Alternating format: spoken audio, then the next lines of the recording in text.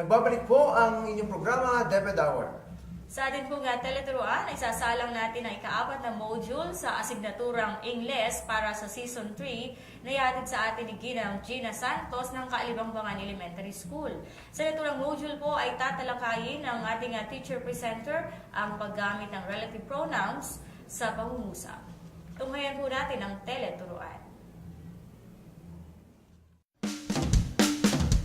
Good evening, dear televiewers of Tele-Turuan. Here I am again for the second time to give you another lesson in English. We are now on Module 4, Season 3 episode. Once again, I am Gina C. Santos, your teacher presenter for tonight, and Master Teacher 2 from Kaalibangbangan Elementary School. Hopefully, you will be with me again as I continue the lesson about pronouns. We are still on the lesson about pronouns, and this evening I will be talking more about another kind of pronoun, which is the relative pronouns. After completing this lesson, you will learn to do the following. Define relative pronouns. List the uses of relative pronouns. And identify relative pronouns in given sentences. But before you learn about it, let's review the important things that you learned from the previous discussion. From the previous discussion that we had, you learned about pronoun usage. The guidelines for the proper use of pronouns were enumerated. Some of these are the following. Number 1. Words that are replaced by pronouns in sentences are called antecedents. Number 2. Pronouns have different forms depending on their case.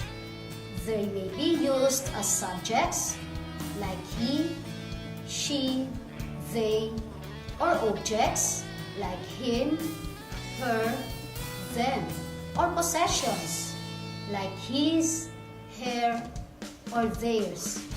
Number 3.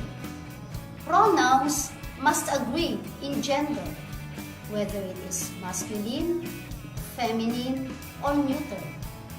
Number 4. Pronouns must also agree in number, whether singular or plural. Number 5. If a pronoun refers to a collective noun, the pronoun can either be singular or plural, depending on whether the group is acting as a unit or group. Number 6. If a pronoun antecedent is two words joined by "and", the pronoun should be plural in most cases. And the last one is, if the pronoun refers to a word joined by or nor, choose a pronoun which agrees with the nearest noun. That was our lesson last week. So what are we waiting for? Now, let us learn about relative pronouns. Many sentences in the English language are really two clauses linked together. There can be a main clause and a relative clause. Look at these two sentences. This is a cake. Mary baked this cake. We can do a little tweaking and turn the clauses into one sentence like this. This is the cake that Mary baked. The clause that Mary baked is called a relative clause, and it is linked to the main clause by a special kind of pronoun. That special pronoun is known as a relative pronoun. What are relative pronouns? Relative pronouns are used to refer back to a noun or a pronoun. The noun or pronoun is mentioned before the relative pronoun. It is also called the antecedent. Here is the list of relative pronouns. Who, whom, which, whose, that. One aspect of grammar that seems to cause a lot of confusion is when to use who and when to use whom. So let's clear them up. Who is used to refer to a person.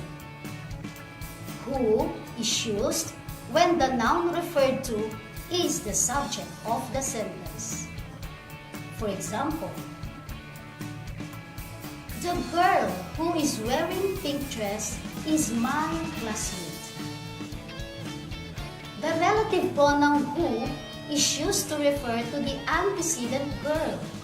It is called relative pronoun because it relates to the noun that goes before it.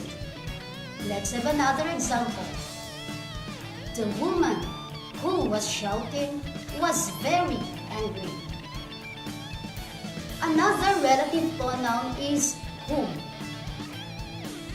Whom is used to refer to a person also, but this time the noun referred to is the object of the sentence. Let's have an example. The old woman whom I helped was my classmate's grandmother. The relative pronoun whom refers to the object old woman. Another relative pronoun is whose. Whose is used for persons. It indicates possession. Let's have an example. The girl whose ruler broke is crying.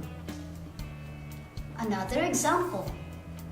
Whose is that dictionary? Another relative pronoun is that.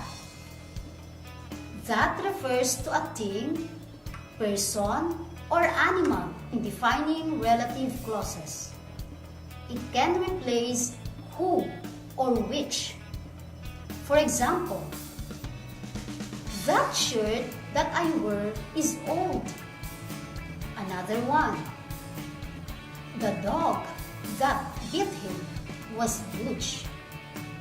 However, as I have said, that can replace who or which. So we can also say that the shirt which I wear is old.